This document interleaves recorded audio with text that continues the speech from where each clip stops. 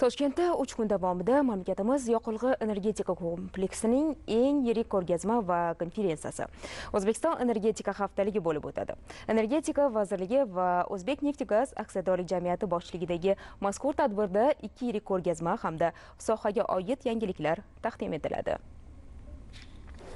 Xalqaro biznes va o'zaro mintaqaviy muloqot O'zbekiston energetika haftaligi bu shunchaki tadbir emas, balki mamlakatimizning kelgusi energetika xavfsizligiga kafolat aslida. Chunki bu yerda tashkil etilgan muloqot va muzokaralar, kelishuv va hamkorlik aloqalari istiqbolda yirik loyihalarning amalga oshirilishiga asos bo'lishi tabiiy.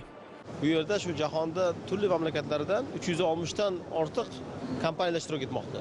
Hozirgi O'zbekistondagi energetikada bo'lgan islohotlar yirik kompaniyalar uchun O'zbekistonda tayyor hozir imkoniyat ochib beryapti. 2030-yilga borib bizda qayta tiklanuvchi energiya manbalarini ulushini 50% oshirmoqchimiz. Qayta tiklanuvchi energiya manbalarini tarmoqqa integratsiya qilish uchun bizga yirik infrastruktura obyektlarini qurishimiz kerak. Uzatish tarmoqlari, taqsimlash tarmoqlarini yangilashimiz kerak va bundan tashqari avtomatika tizimini yangilashimiz kerak bo'ladi.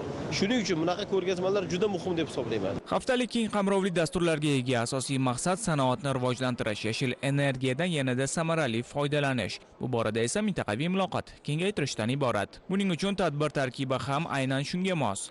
This is a great pleasure for us to be here in Tashkent today. Toshkentda bo'lib o'tayotgan energetika haftaligida ishtirok etayotganimdan juda mamnunman.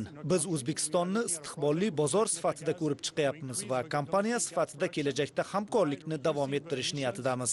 E'tiborimiz markazida neft, gaz sohasidagi hamkorlik bo'lib, bu jarayonda ekologik standartlar, tabiiy resurslardan oqilona foydalanish va raqamlashtirish muhim o'rin tutadi. Shuningdek, xodimlar malakasini oshirish va kadrlar salohiyatini rivojlantirish biz uchun juda muhim. O'zbekiston bu sarmoyadorlarga tavsiya qilinadigan mamlakat. Yaqin 5 yil ichida bu yerda 200 million dollarlik loyihani amalga oshirishni rejalashtirganmiz. Davlat bu borada bizga faol yordam bermoqda. Umuman olganda mamlakatlarimiz o'rtasidagi munosabatlar yuqori darajada. Yaqinda mamlakatingiz rahbarining Fransiyaga qilgan tashrifini alohida ta'kidlash lozim. Unda energetika sohasiga ham katta e'tibor qaratildi. Xalqaro ko'rgazma standlardan energetika tarmog'ining bugungi kunda zamonaviy deya tan olingan uskunalar, bir so'z bilan aytganda sohaning eng so'nggi know-howlari o'rin olgan.